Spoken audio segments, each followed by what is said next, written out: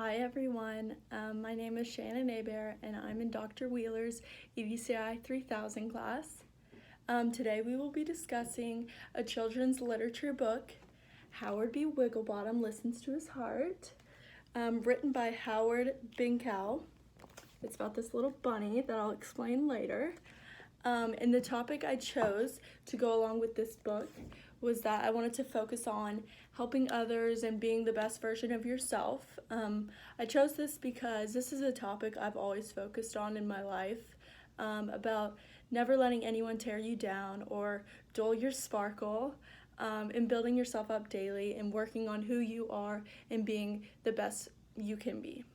So this is our book that I'll explain what it's about now and discuss more about it. So this book is about a bunny named Howard, and Howard loves to dance. Anytime he was sad, he would dance, and he would always say he was wiggling his blues away, so it wouldn't make him sad anymore.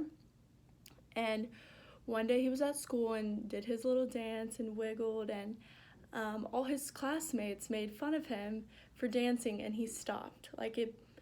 It crushed his confidence. He was upset. And the next day he went to school, he was thinking of different ways that he could fit in. So maybe he tried playing basketball, he tried art, he tried a bunch of different activities, but he never felt like he was as good as anyone else at any of those activities. So he started to get down a lot, and his grandpa noticed that his dancing personality, he was always happy, and when he was sad, he would dance. He noticed that something was wrong. So one day when he came home from school, his grandpa asked him what was wrong, why he's not dancing anymore, and Howard started crying. Howard, the little bunny, started crying to his grandpa about how he felt like he wasn't like anyone else. He could never be as good as everyone else, and just wasn't confident like he used to be. So his grandpa encouraged him to follow his heart and never give up, and to keep dancing, keep doing what he does best, and just work on getting better at dancing if that's what he really liked to do. So every day when he would come home from school, him and his grandpa would practice these dances to make him better at dancing and more confident if he wanted to dance in front of his friends. So after a few days, Howard went back to school, and he saw a sign in the hallway saying that they would have a school dance on the next Friday. So, of course, Howard was nervous because he knew he would have to dance, like he was going to be dancing at the school dance.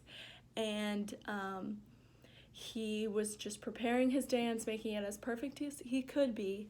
And the dance came up, and he went to the dance, and all his friends were there, and they were all having a good time. And whenever Howard went in the middle of the dance floor and closed his eyes and just started wiggling and dancing and doing what he did best after practicing for so long. And the story ends with his friends being very proud of him. They started cheering him on when he was dancing in the circle. They loved his dance moves. So this made Howard happier than he had ever been before because he followed his heart and never gave up on dancing, which resulted in all these positive things for him. So, because his friends loved his dancing at the beginning, they didn't love his dancing, but he worked on it, practice, never gave up, even though he felt discouraged at one point. And then at the end of the book, he ended up loving it and being happy.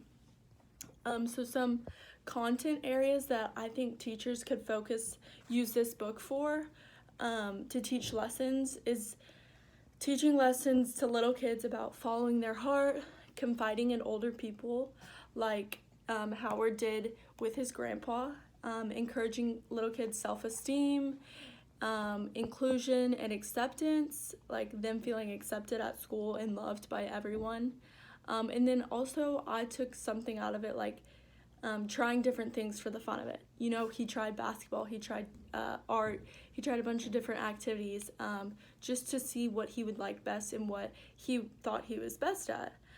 So this book can give many lessons and encourage kids to be proud of who they are and to follow their heart in their everyday life and to pursue what makes them happy.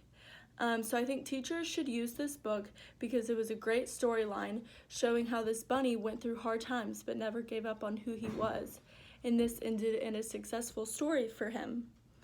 So I think this book could really encourage students to follow their dreams and push themselves to be the best they can be.